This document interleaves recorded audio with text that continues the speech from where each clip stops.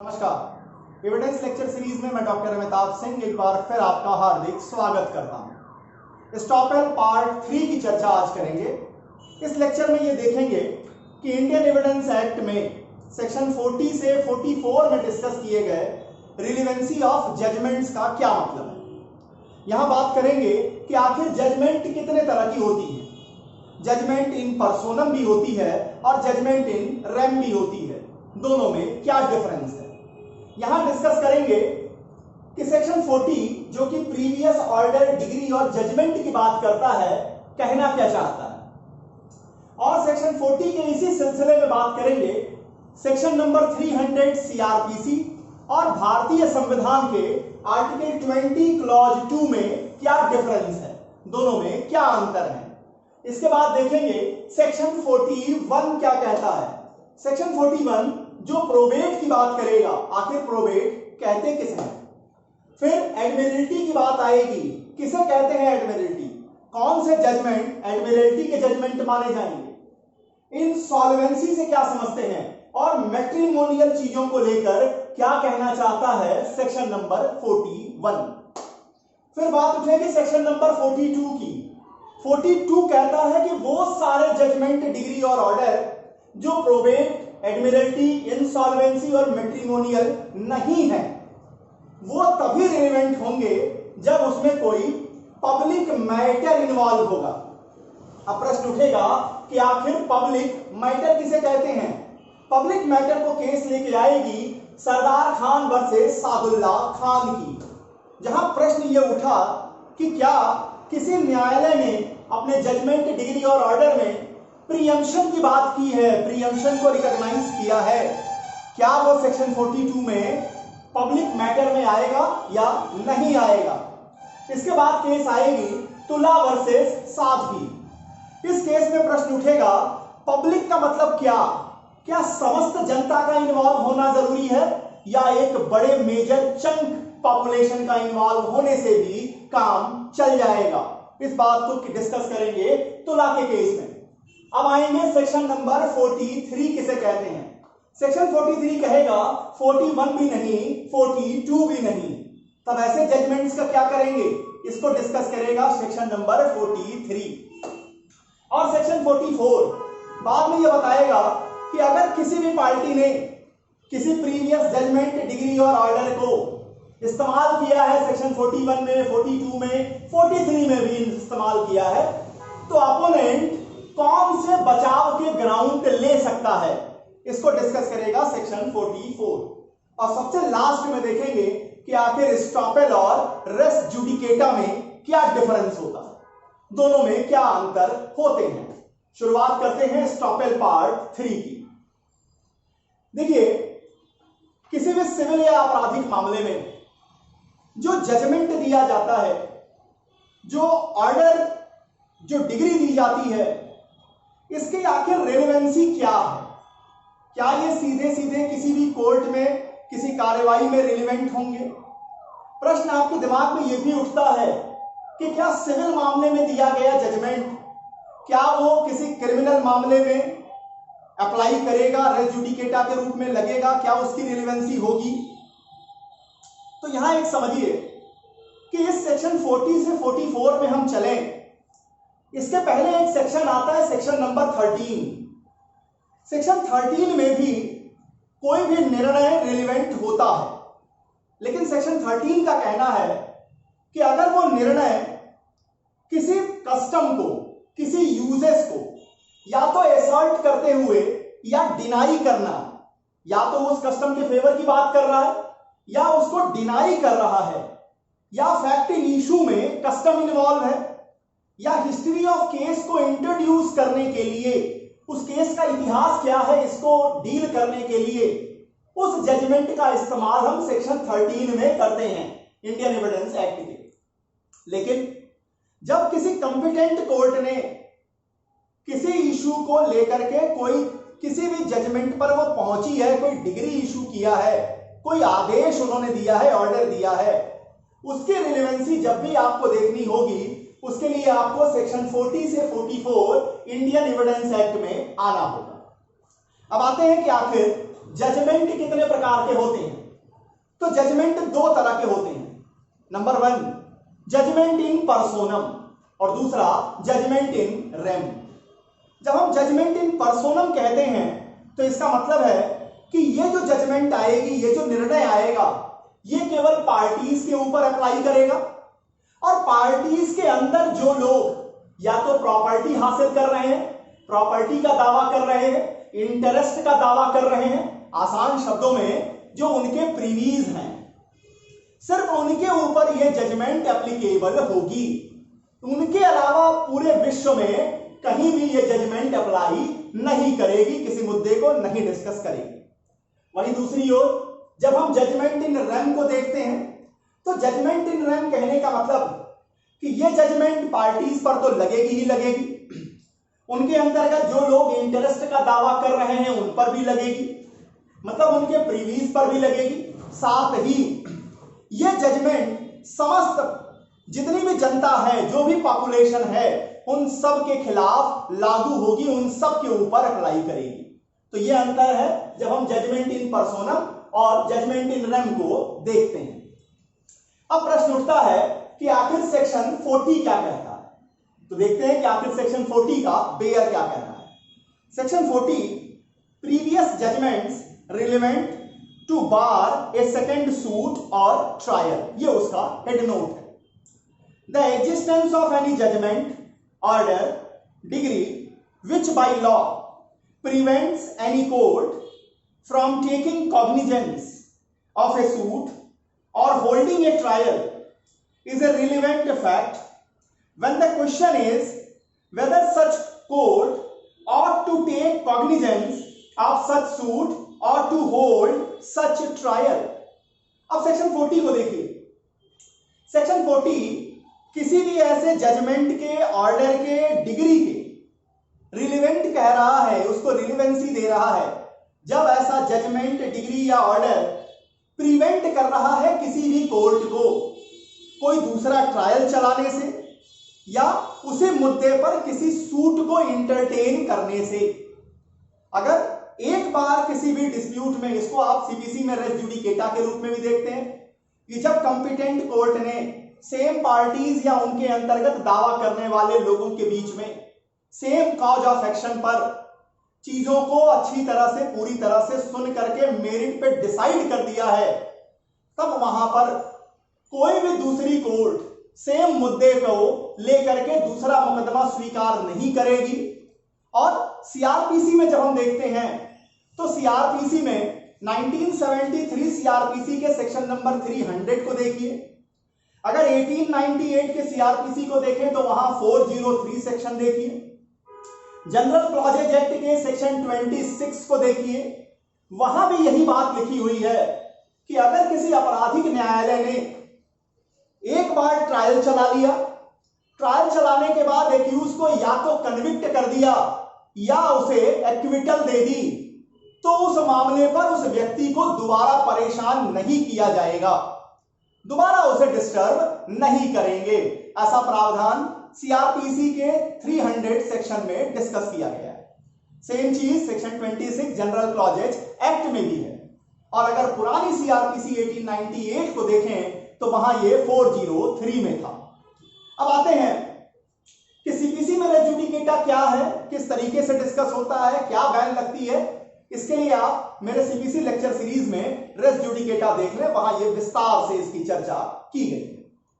अब आते हैं, एक प्रश्न उठता है कि सेम मुद्दे को कहीं ना कहीं भारतीय संविधान का आर्टिकल 20 क्लॉज 2 भी डिस्कस करता है, तो आखिर डिफरेंस क्या है दोनों में। तो देखिए, सीआरपीसी का जो सेक्शन 300 है, नई सीआरपीसी 1973 के, 403 जो पुरानी वाली थी, या जनरल क्लॉजेज एक्ट का जो सेक्शन 26 है, ये एक प्रिंसिपल को डिस्कस करते हैं, एक लैटिन फॉर्मूले को डिस्कस करते हैं, जिसका मतलब है, जिसका कहना है autrefois acquit and autrefois convict. मतलब a person who has been tried and either convicted or acquitted can't be face trial again. मतलब किसी भी व्यक्ति का किसी आपराधिक मामले में अगर एक बार ट्रायल किया जा चुका है, ट्रायल चलने के बाद ट्रायल कोर्ट ने या तो उसे कन्विक्ट किया है या उसे एक्विटल दी है, ऐसे सर्कमस्टांसेस में उसी मामले में दूसरा ट्रायल नहीं चलेगा। लेकिन जब आप भारतीय संविधान के आर्टिकल 20 क्लॉज 2 को देखते हैं तो वहां जो एक तरीके का ब्लैंकेट दिया गया है, सुरक्षा दी गई है, वो केवल उन्हीं मामलों में दी गई है जहां ट्रायल चल रहा है या ट्रायल चला है और कन्विक्शन हुई है। इसका मतलब कि आर्टिकल 20 क्लॉज 2 ऐसे मामलों में कोई ब्लैंकेट नहीं देता, किसी तरह का सुरक्षा कवच नहीं देता जहां पर ट्रायल तो चला लेकिन एक्यूज को एक्विटल दे दिया गया।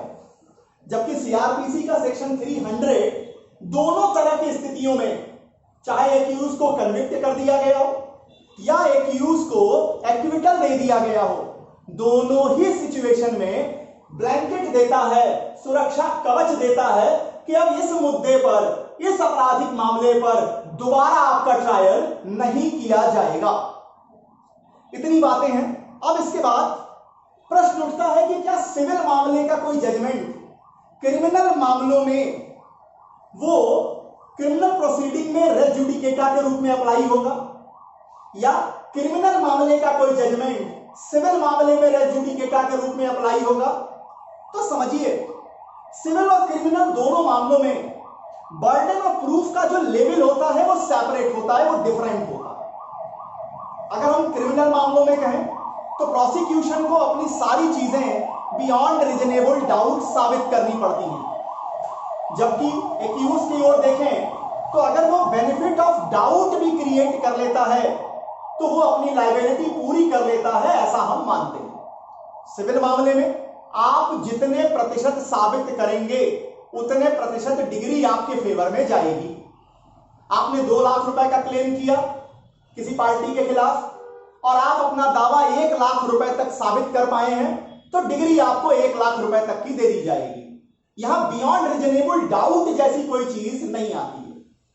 तो इसका मतलब कि जब हम सिविल और क्रिमिनल मामलों को देखते हैं तो दोनों में ही पार्टीज के ऊपर जो बर्डन ऑफ प्रूफ है, जो बर्डन ऑफ एविडेंस है, उसका जो लेवल है वो अलग अलग है। इस कारण से सिविल मामले में दिया जजमेंट क्रिमिनल मामले में रेस जुडिकेटा के रूप में अप्लाई नहीं करेगा।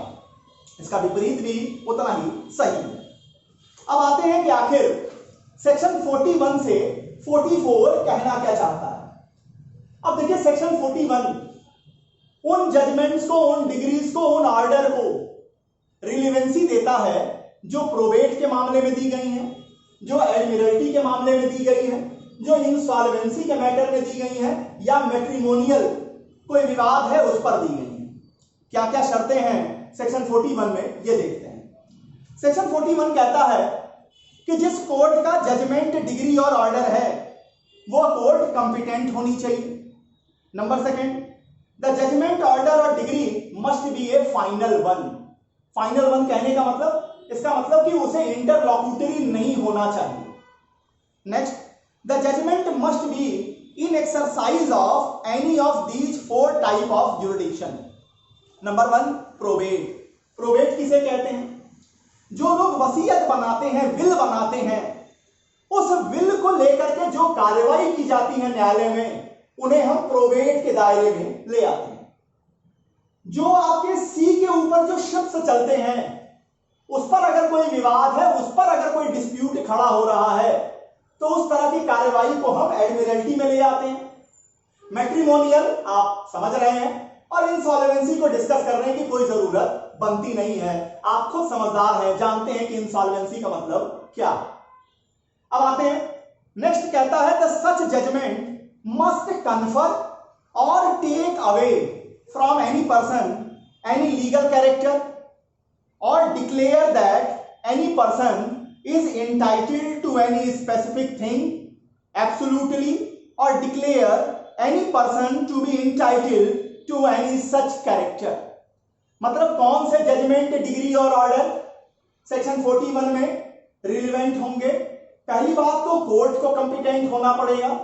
जान लीजिए, अगर कोई कोर्ट कंपिटेंट नहीं है तो उसका जजमेंट, ऑर्डर और डिग्री चाहे कुछ भी उन्होंने लिखा हो उसकी कोई वैल्यू नहीं है।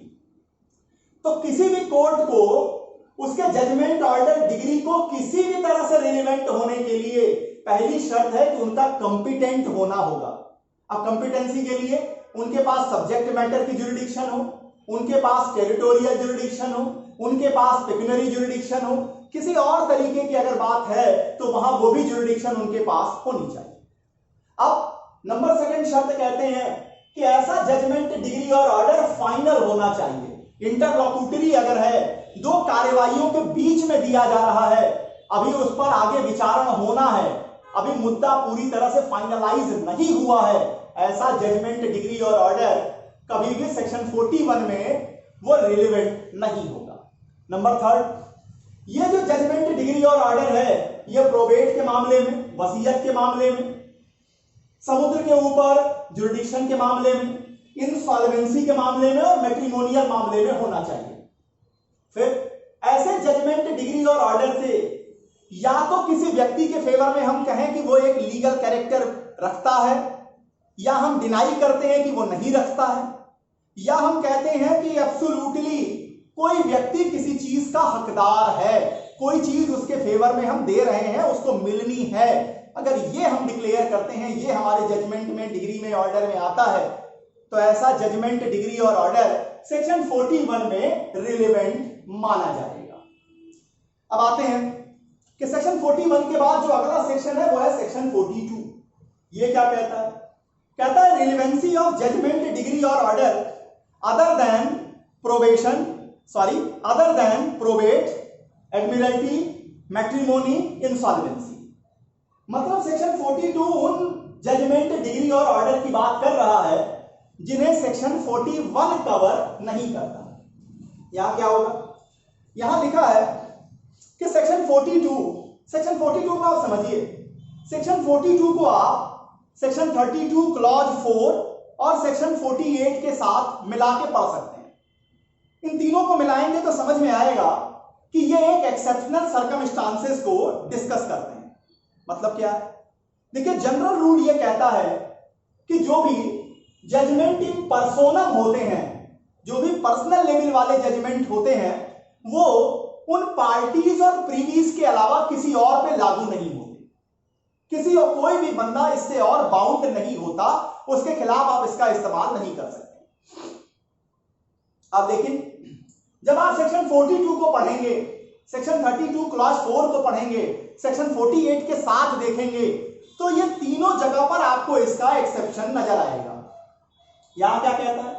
यहां कहता है कि भले ही वो डिग्री, ऑर्डर और जजमेंट इन पर्सोनम है, लेकिन अगर उसका जो विवाद का बिंदु है वो पब्लिक नेचर का है, अगर वो पब्लिक नेचर का है, ये बात निकल के आती है, तो वो मुद्दा जो डिस्कस किया गया है वो रिलेवेंट होगा। वो जजमेंट का आप इस्तेमाल उस पब्लिक मुद्दे के लिए दिखाने के लिए कर सकते हैं। अब इसका मतलब क्या है? यहां पब्लिक हम कहना किसे चाहते हैं? पब्लिक मैटर का मतलब क्या है? देखिए, पब्लिक मैटर में क्या क्या आएगा इसकी कोई सेट डिफिनीशन नहीं दी गई है और ना ही दी जा सकती है कि हम पहले से एक लिस्ट बनाकर दे दें कि क्या क्या पब्लिक मैटर में आएगा। फिर भी कोई भी ऐसा प्रश्न जो कि पब्लिक कस्टम को लेकर खड़ा है, कोई पब्लिक ट्रस्ट को लेकर के खड़ा है, पब्लिक राइट ऑफ वे को लेकर के खड़े हैं, वो सारे प्रश्न पब्लिक मैटर में शामिल माने जाएंगे। अब केस आती है सरदार खान वर्सेस सादुल्ला खान की। पार्टीज के बीच में मुकदमा होता है और मुकदमे में जो बिंदु उठता है वो प्रीएम्पशन का है। अब प्रीएम्पशन किसे कहते हैं? प्रीएम्पशन कहने का मतलब कि जब भी आप कोई प्रॉपर्टी खरीदते या बेचते हैं, मान लीजिए आप प्रॉपर्टी खरीद रहे हैं, प्रीएम्पशन एक पेक्यूलियर कॉन्सेप्ट है इस्लामिक लॉ का, लेकिन इसे सिर्फ आप इस्लामिक लॉ तक ही सीमित मत समझिएगा। कोई भी प्रॉपर्टी जब आप खरीदते हैं, जो उसके डीड बनाते हैं, उसमें देखिए एक लाइन आप लिखते हैं कि मैंने अपने अगल बगल के लोगों से, अपने रिश्तेदारों से डिस्कस कर लिया है, पूछ लिया है, जितना पैसा परचेजर देने को तैयार है, इतने पैसे पर कोई और दूसरा व्यक्ति, चाहे वो मेरा रिलेटिव है, चाहे मेरा पड़ोसी है, ये लोग उस पर ये प्रॉपर्टी खरीदने को तैयार नहीं है। इस कारण से मैं ये प्रॉपर्टी परचेजर को बेच रहा हूं।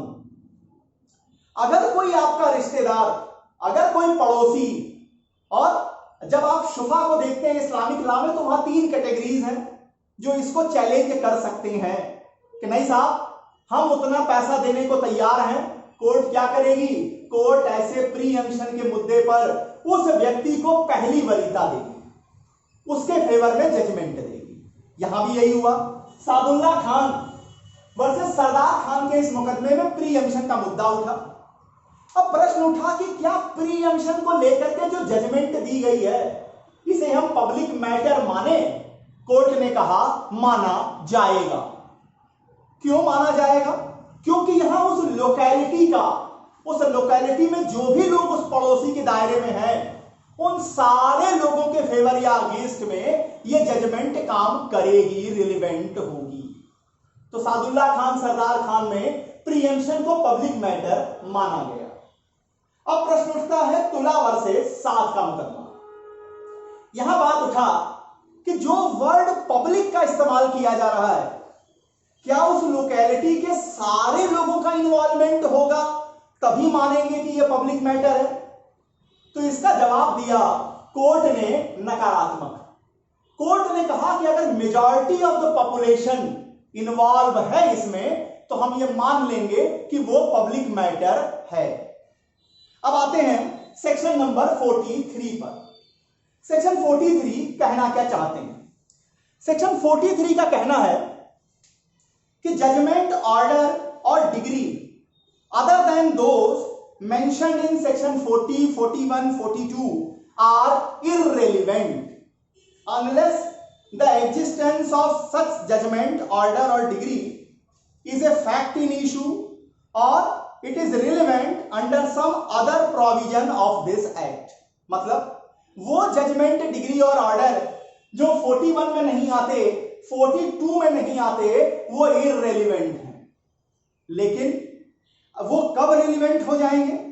अगर ऐसे जजमेंट और ऑर्डर, डिग्री के वो खुद ही एक फैक्ट इन इशू है, अगर वो खुद ही एक फैक्ट इन इशू है, एक विवाद का बिंदु है तो रिलेवेंट हो जाएंगे, या वो किसी और सेक्शन में रिलेवेंट हो रहे हैं तो रिलेवेंट हो जाएंगे। अब इसको आप इसमें कुछ इलस्ट्रेशन दिए हैं, यहां 2 इलस्ट्रेशन बहुत बेहतरीन तरीके से इसको समझाते हैं।